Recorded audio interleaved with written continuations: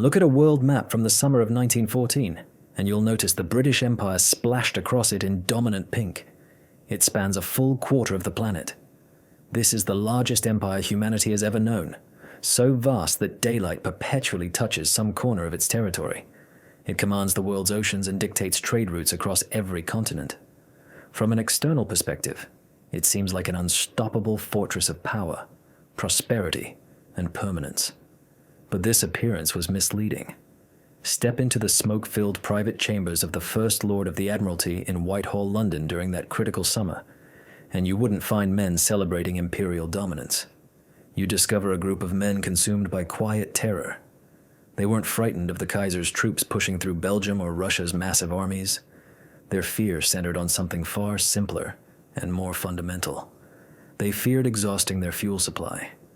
For 100 years, Britain's industrial and military might rested on a single black stone: coal. Britain was essentially an island constructed of coal. The moist Welsh valleys yielded the world's finest steam coal. It was affordable, plentiful, and critically, it was British. The Royal Navy, the iron barrier protecting the empire, ran entirely on this coal. Every strategic coaling depot from Gibraltar's Rock to Singapore's harbor held black mountains of Welsh anthracite. As long as global ships burned coal, Britain remained the planet's uncontested ruler because Britain controlled the fuel source. But transformation was underway. Technology advanced at an alarming rate. In 1912, Winston Churchill, the young, radical, and intensely ambitious Navy chief, made a history-altering decision. He chose to convert the Royal Navy battleships from coal to oil fuel. Militarily, this was brilliant. From an engineering perspective, it was obvious. Oil burned considerably hotter than coal, giving massive steel vessels greater speed and acceleration. It burned cleaner, preventing the fleet from revealing its position on the horizon through enormous clouds of dense black smoke. Most importantly, it was liquid.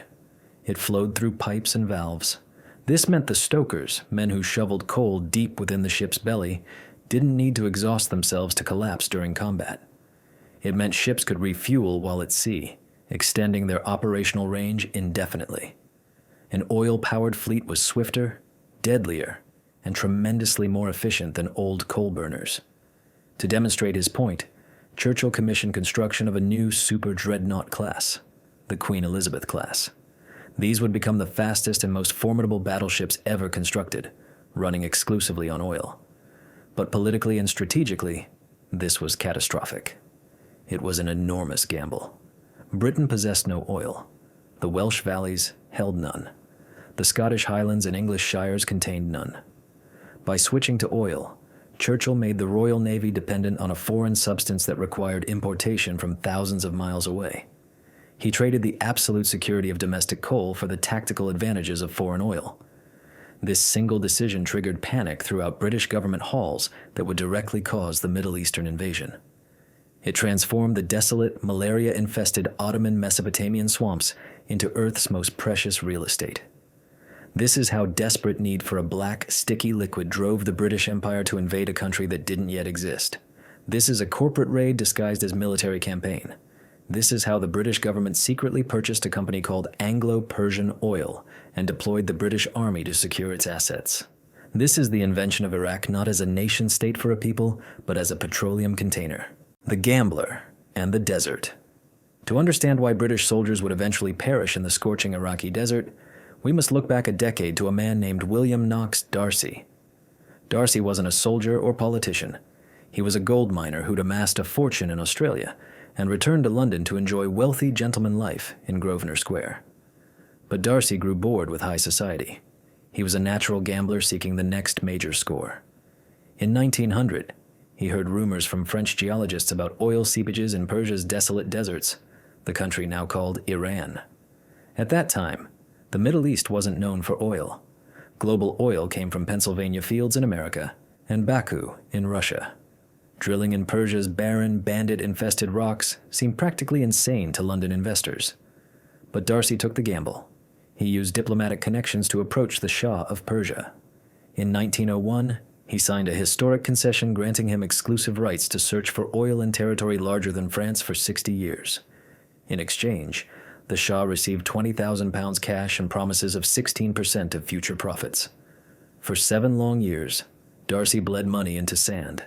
He hired a self-taught engineer named George Reynolds to lead the expedition.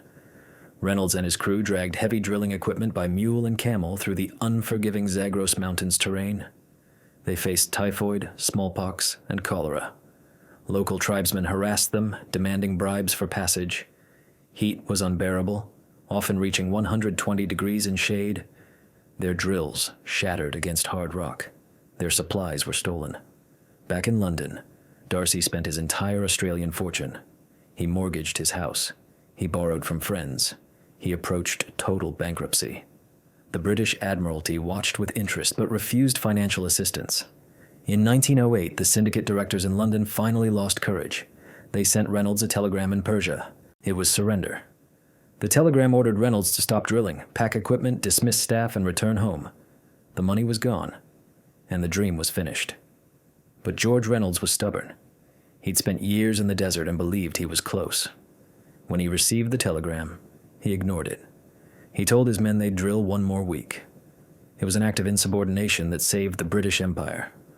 On the morning of May 26, 1908, a low rumble echoed deep underground at a drilling site called Masjid-i-Suleiman, or the Mosque of Solomon.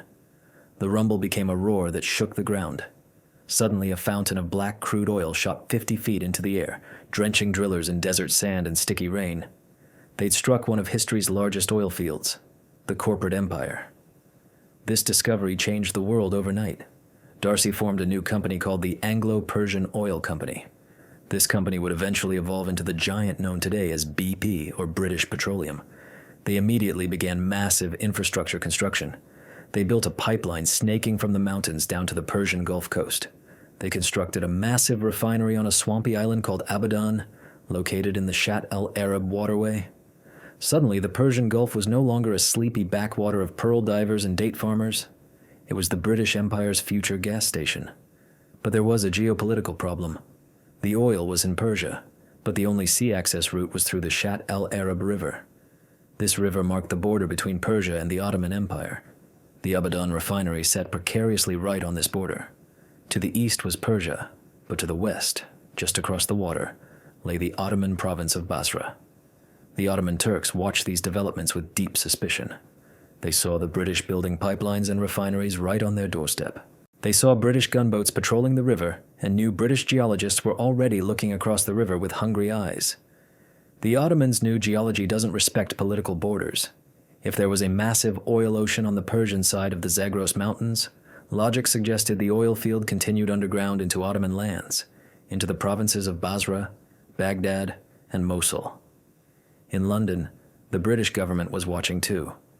Winston Churchill realized he couldn't rely on a private company to supply the Navy's lifeblood. Private companies were unreliable. They could go bankrupt. They could sell their oil to the highest bidder, even Britain's enemies. They could be bought by foreign rivals like American giant Standard Oil or the Royal Dutch Shell Group. So Churchill did something unprecedented in British history. In summer 1914, just weeks before World War I began, he marched into the House of Commons. He convinced British Parliament to pass a bill authorizing the government to buy a controlling interest in the Anglo-Persian Oil Company. The British government purchased 51% of the shares. This is a crucial detail often missing from history books. When World War I started, the Anglo-Persian Oil Company wasn't just a British company subject to British law. It was the British government. Its profits were the Treasury's profits. Its security was the state's security. The corporation and empire had merged into a single entity. The invasion begins. When Archduke Franz Ferdinand was assassinated in Sarajevo and alliance dominoes began falling across Europe, British war planners studied the map. They saw Germany's threat and France's threat. But their eyes kept drifting to the Shatt al-Arab. The Ottoman Empire hadn't yet entered the war. They were watching and waiting, trying to decide which side to join. But the British knew the Ottomans were drifting toward Germany. The Germans were building a railway from Berlin to Baghdad. If the Ottomans joined the Germans, they could easily cut the British pipeline. They could shell the Abadan refinery from the Basra side of the river.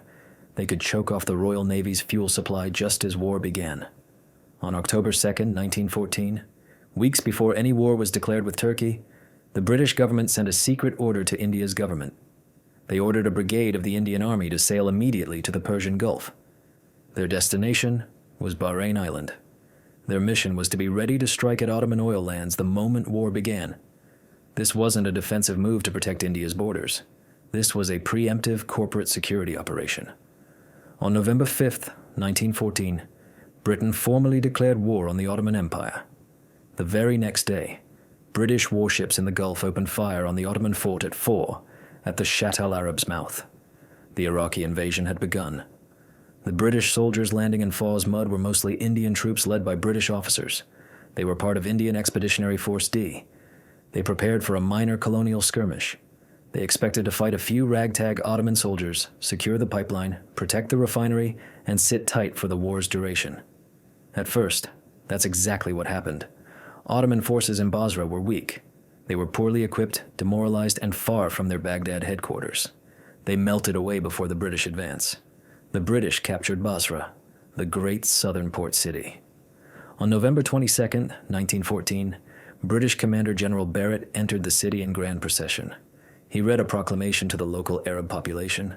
He told Basra's people that the British came as liberators, not conquerors. He promised them freedom from centuries of Turkish tyranny.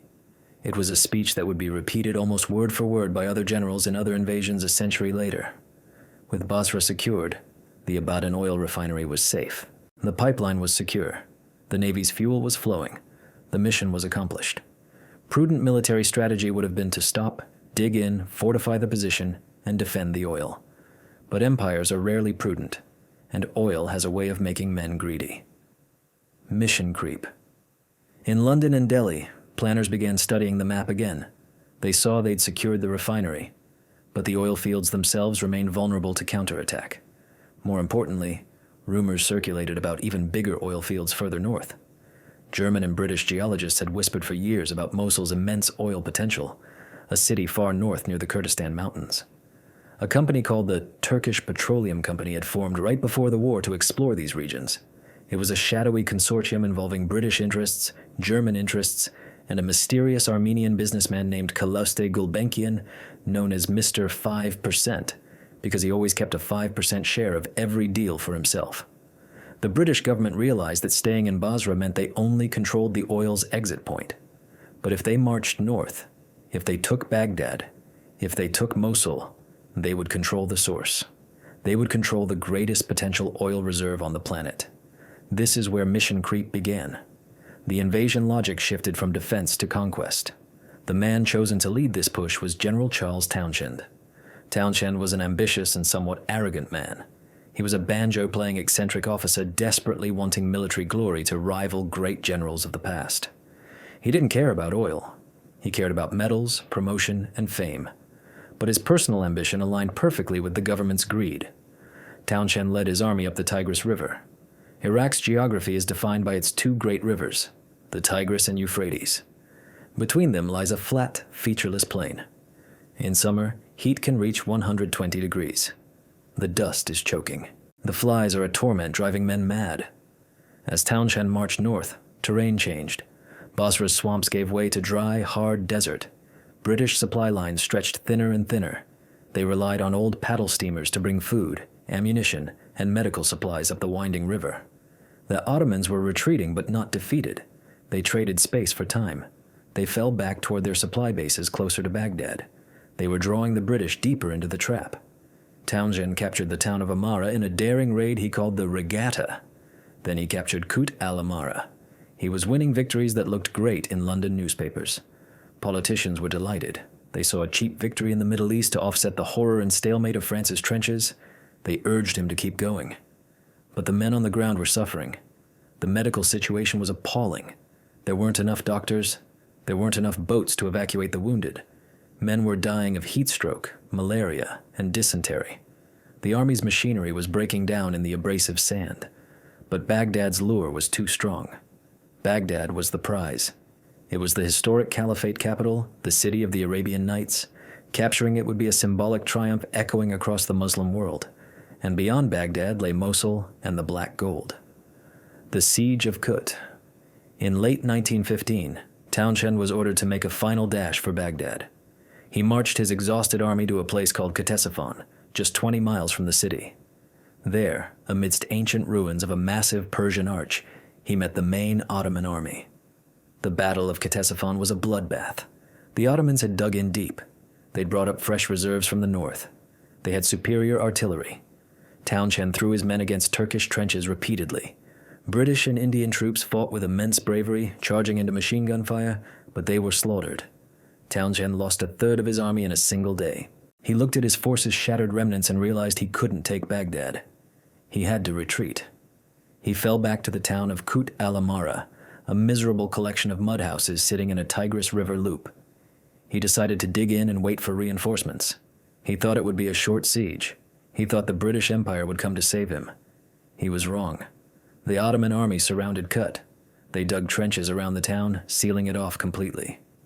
The siege of Kut had begun. Inside the town, 13,000 British and Indian soldiers were trapped along with the local civilian population. They had limited food, they had limited ammunition, and they were about to enter a winter of hell. The British command in Basra tried desperately to break the siege.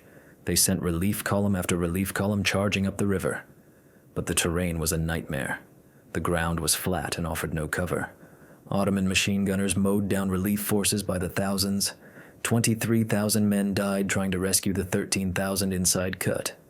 Inside the town, starvation set in. Rations were cut again and again. Soldiers began eating horses and mules. Then they ran out of animals. British officers tried to convince Indian troops to eat horse meat, but many refused for religious reasons, preferring to starve rather than violate their faith. Disease ran rampant. The town's stench became unbearable as sewage filled the trenches. Townshend sat in his headquarters, sending increasingly desperate telegrams to Basra. In a final desperation act, he offered the Ottoman commander £1 million in gold if he would just let the army go on parole. The Ottoman commander, Nur-ud-Din Pasha, laughed at the offer. He said the British Empire couldn't buy its way out of this one. On April 29, 1916, after 147 days of siege, General Townshend surrendered. It was the greatest humiliation in British Army history, greater even than the surrender at Yorktown or Khartoum's fall. 13,000 men marched out into captivity. They were skeleton thin, their uniforms hanging off their frames. They were ragged and broken. Ottoman soldiers marched them north across the desert toward prisoner camps in Anatolia. Thousands died on the march. They died of thirst. They died of beatings. And they died of sheer exhaustion, leaving a trail of bodies in the sand. Townshend himself was treated like a royal guest. He was taken to an island near Istanbul where he lived in a luxury villa and drank tea with Turkish officers. But his men rotted in desert camps. Revenge and Baghdad. The disaster at Kut should have ended the British adventure in Iraq. It proved the invasion was a mistake. It proved the cost in blood and treasure was far too high. But remember the oil. The British government couldn't walk away. They'd bought the Anglo-Persian Oil Company. They needed fuel for the fleet. And now, they needed revenge to restore imperial prestige. London decided they couldn't leave Iraq. Instead, they would double down. They sent a new general, a cold and calculating man named Frederick Maud. They sent him with overwhelming force. They sent new heavy guns, new planes, new tanks, and thousands of fresh troops. They built a railway from Basra to supply the front. They turned the invasion from a colonial adventure into a massive industrial operation. General Maud didn't rush. He methodically smashed Ottoman defenses. He recaptured Kut. He avenged the dead. And in March 1917, he marched into Baghdad. Once again, the proclamation was read to the citizens. Our armies do not come into your cities and lands as conquerors or enemies, but as liberators. But the war wasn't over. The British controlled Baghdad and Basra, but they still didn't control Mosul. The northern oil fields, the real prize, remained in Ottoman hands. And as the war in Europe dragged toward its end in 1918, the race for Mosul became the most important objective of the entire Middle Eastern campaign. It was a race against time. The British knew the war was ending. They knew a peace treaty would be signed soon, and they knew that under international law, they could only claim territory they physically occupied when the final whistle blew. The post-war heist. The date was October 30th, 1918. On the deck of British battleship HMS Agamemnon anchored off the Greek island of Lemnos, Ottoman representatives signed the Armistice of Mudros. The Great War in the Middle East was officially over. Guns were supposed to fall silent across the entire front. Lines on the map were supposed to be frozen in place. At that exact moment, the British army in Iraq was positioned just south of Mosul city. They hadn't captured the city. They were miles away. According to war laws and the armistice's explicit terms, Mosul was still sovereign Ottoman territory. The Turkish flag still flew over the citadel. The Ottoman garrison under Ali Ihsan Pasha's command was still in full control. But in London, Prime Minister David Lloyd George and his cabinet were looking at a secret geological report. The report confirmed what they'd long suspected, that the region around Mosul, known as the Vilayet of Mosul, contained vast crude oil reservoirs. If the British stopped where they were, they would leave this oil in Turkish hands, or worse, it might fall into French hands, who had their own colonial designs on the region. So the British government issued an order that defied the armistice. They ordered British commander on the ground, General William Marshall, to keep marching. It was a brazen act of illegality. The war was over, but the British army advanced on Mosul anyway. They arrived at the city gates a few days after the peace treaty had been signed. Ottoman commander Ali Ihsan Pasha rode out to meet them. He protested furiously. He waved the armistice text stating all hostilities should cease. He argued the British were violating international law and a signed treaty's honor. General Marshall simply ignored him. He told the Ottoman commander he had orders to occupy the city. He gave Ali Ihsan Pasha an ultimatum: surrender the city or be destroyed. The Ottomans, defeated, demoralized, and knowing no help was coming from Istanbul, had no choice. They withdrew their forces. The British occupied Mosul. This was the heist completed. The British army had stolen an entire province after the final whistle had blown. They now controlled all three key Mesopotamian provinces: Basra in the south with its vital port, Baghdad in the center with its administrative power, and Mosul in the north with its unlimited oil potential. The diplomatic game. But stealing the land was only the first step. Now the British had to keep it. And to keep it, they had to navigate a treacherous diplomatic minefield involving their own allies, particularly the French. During the war in 1916, two diplomats named Mark Sykes and Francois Picot had secretly carved up the Middle East in a backroom deal. In the infamous Sykes-Picot Agreement, they'd drawn lines on a map dividing the Ottoman Empire's carcass between Britain and France. Crucially, in that original agreement, Mosul had been assigned to the French zone of influence. At the time, Britain didn't care much about Mosul because they didn't fully understand the oil's extent. But by 1918, with geological reports in hand, Britain realized they'd promised the Middle East's crown jewel to the French. They needed to get it back. This led to one of the most cynical horse trades in diplomatic history. In December 1918, just weeks after the war ended, French Prime Minister Georges Clemenceau visited London. He met with Lloyd George at the French embassy. It was a private, intimate conversation. No secretaries were present. No minutes were taken. Lloyd George turned to Clemenceau and asked him what he wanted. Clemenceau said he wanted Syria. The British army was currently occupying Syria, but the French regarded it as their historic sphere of influence.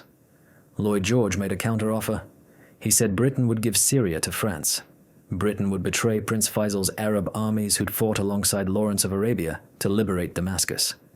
They would hand Damascus and the Arabs over to French colonial rule. In exchange, Britain wanted Mosul. Clemenceau agreed.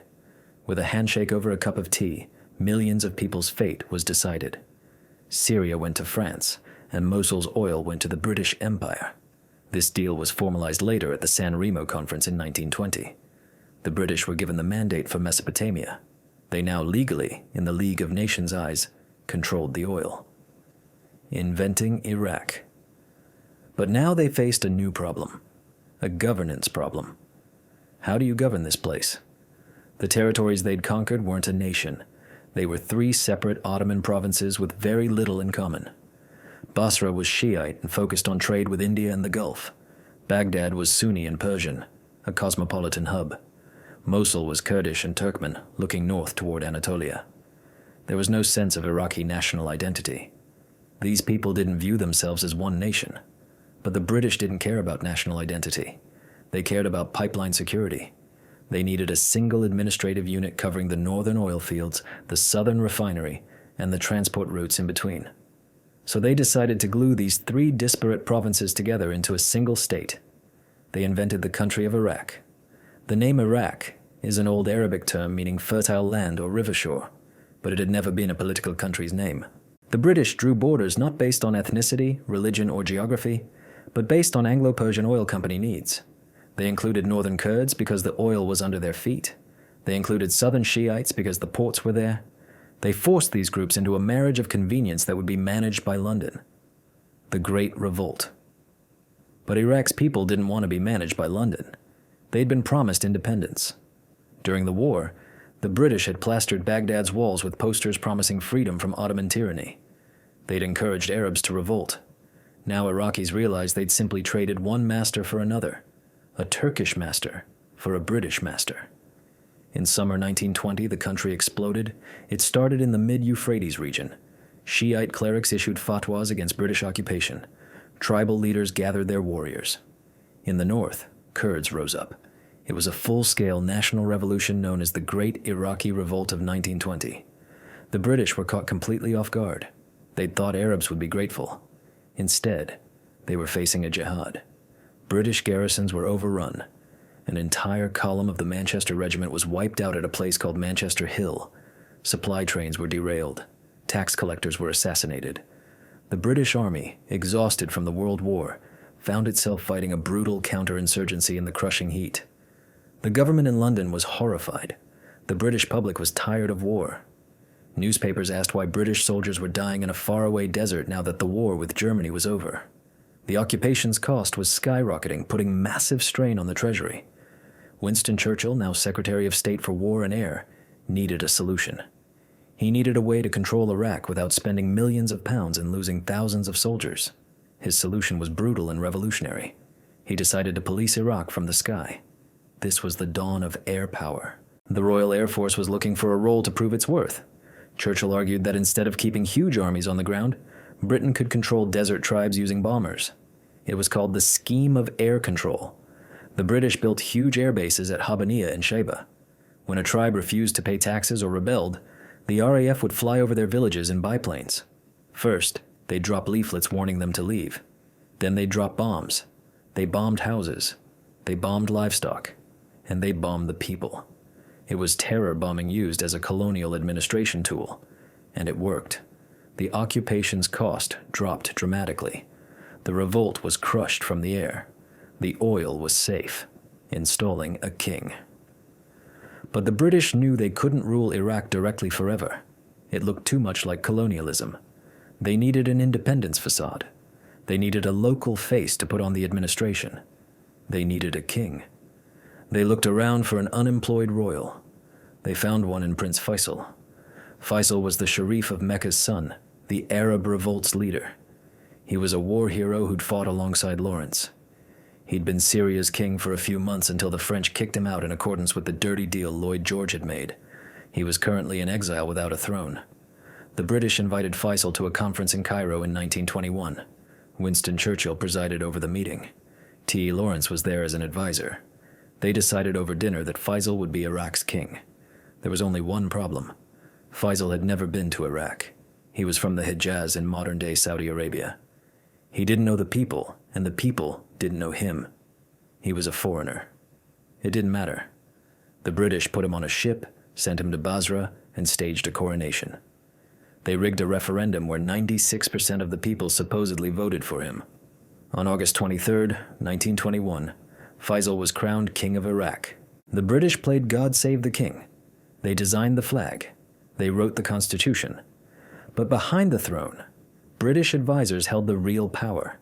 And crucially, the oil concession remained firmly in British hands. The oil deal. In 1925, the final puzzle piece was put in place. The Iraqi government, under immense British pressure, signed the concession agreement with the Turkish Petroleum Company, now renamed the Iraq Petroleum Company. The deal was robbery. The company got exclusive rights to drill for oil in all of Iraq for 75 years. In exchange, the Iraqi government got a fixed royalty of 4 shillings per ton of oil. No share of profits, no ownership, just a small fee. And who owned the Iraq Petroleum Company? It was a consortium of the victors. The British Anglo-Persian Oil Company held nearly half the shares. Shell held a chunk. The French got a share, their prize for giving up Mosul's land. And eventually the Americans pushed their way in to get a share too. Calouste Gulbenkian, the man who'd helped put it all together, kept his famous 5%, making him one of the world's richest men. The oil began to flow. Massive pipelines were built across the desert from Kirkuk to the Mediterranean Sea. The British Navy got its fuel. The shareholders in London and Paris got their dividends. BP became one of the world's biggest companies. The dark legacy. But for Iraq, the legacy was darker. The country had been born in original sin. It was a state created for foreign powers' convenience. Its borders forced together people who didn't want to be together. Its government was viewed as a Western puppet. The British ruled Iraq informally until the revolution of 1958, when the monarchy was overthrown in a bloody coup and the king was killed. But the structure they created remained. The focus on oil above all else distorted the Iraqi economy and politics. It made the state a prize to be captured by strongmen. When Saddam Hussein rose to power, he was in many ways inheriting the state machinery the British had built to secure the oil. And when the Americans and British invaded Iraq again in 2003, they were marching over the same ground as General Maude and General Townshend. They were fighting in the same cities. They were dealing with the same divisions between Kurd, Sunni, and Shia that the British had papered over in 1920. There is a cemetery in Baghdad called the North Gate War Cemetery. It is a quiet, dusty place. In it lie thousands of British and Indian soldiers' graves who died in the 1914 invasion. They died believing they were fighting for king and country. They died believing they were protecting India.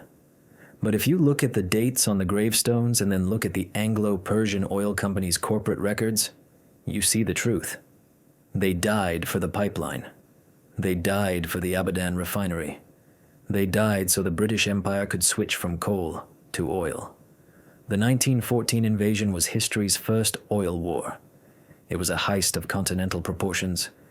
It turned the Middle East into the world's petrol station and condemned its people to a century of intervention and war. The British Empire is long gone, but the borders they drew remain. The oil wells they drilled are still pumping. And that first invasion's ghost still haunts Iraq's deserts, waiting for the next empire to come looking for the black gold.